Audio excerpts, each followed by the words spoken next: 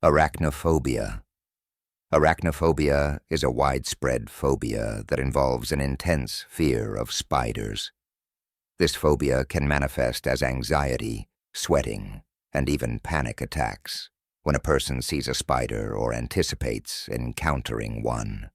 For someone with arachnophobia, the mere thought of spiders can be paralyzing, and they may go to great lengths to ensure their environments are spider-free, including frequent cleaning and avoiding areas like basements or forests where spiders are prevalent.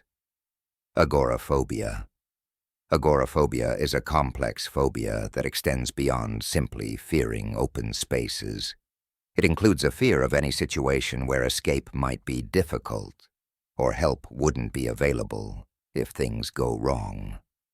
This can include crowded events, public transportation, and even large open spaces. People with agoraphobia often feel safer at home, sometimes to the extent that they avoid leaving their house altogether, significantly impacting their social and professional lives. Acrophobia. This is the fear of heights, and it can be severely debilitating.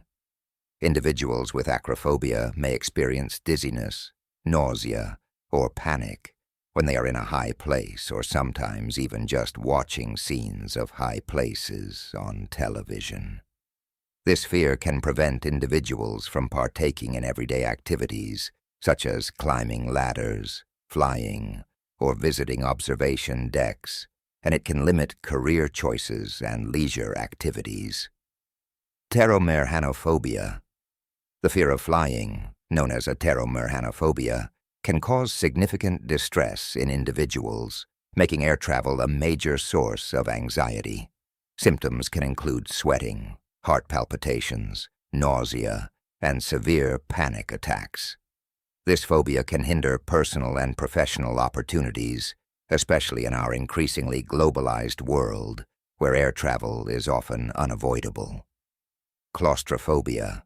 Claustrophobia, the fear of confined spaces, triggers anxiety when an individual feels trapped or confined without a clear, easy exit. This fear can make it difficult to ride in elevators, cars, or even wear tight-fitting clothing. People with claustrophobia often prefer to take stairs or may avoid certain social situations where spaces are small, which can interfere with their daily life and social interactions. Hemophobia, a fear of blood, known as hemophobia, affects individuals by causing them to experience fainting, anxiety, or even shock at the sight of blood. This can be particularly challenging during medical procedures, accidents, or even when discussing blood-related topics. People with hemophobia may avoid medical careers or activities where injury is possible, limiting their experiences and career options. Ophidiophobia.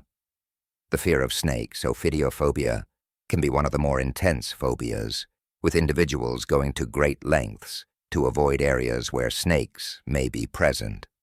This fear can limit outdoor recreational activities and cause immense stress and anxiety when confronted with real, or sometimes even fake, snakes in various settings.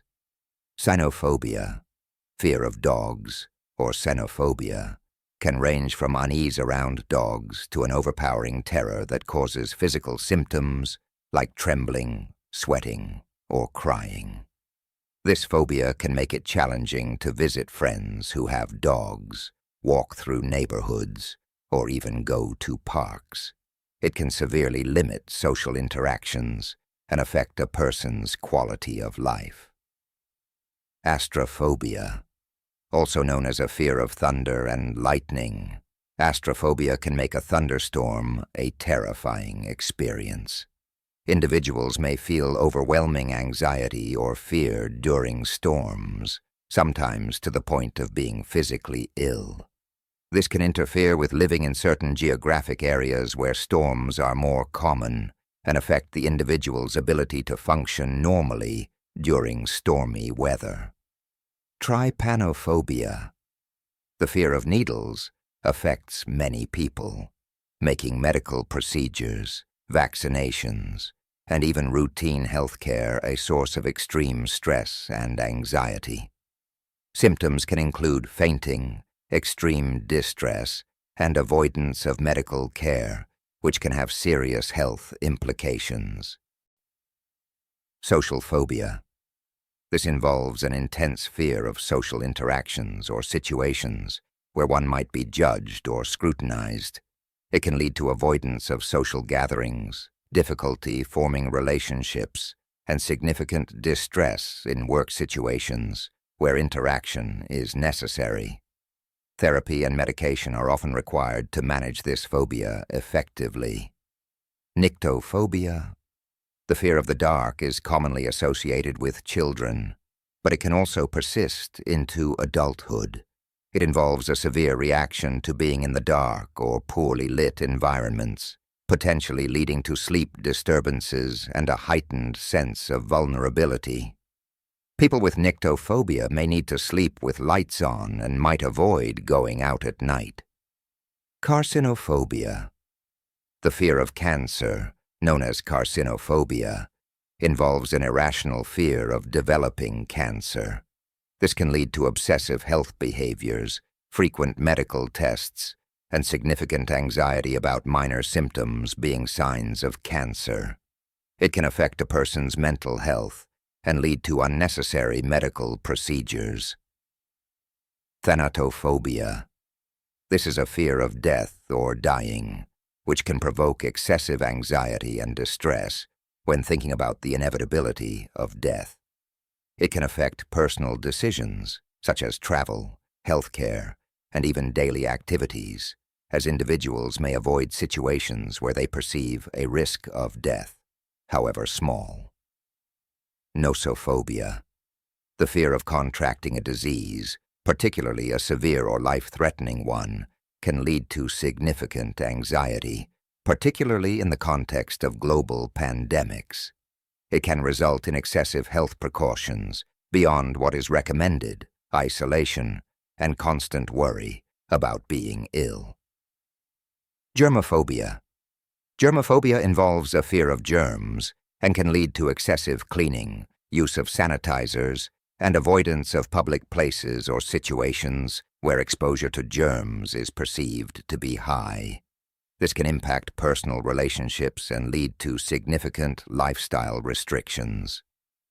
Tocophobia. A fear of pregnancy or childbirth can lead to avoidance of becoming pregnant, intense anxiety about childbirth, and may influence decisions about family planning.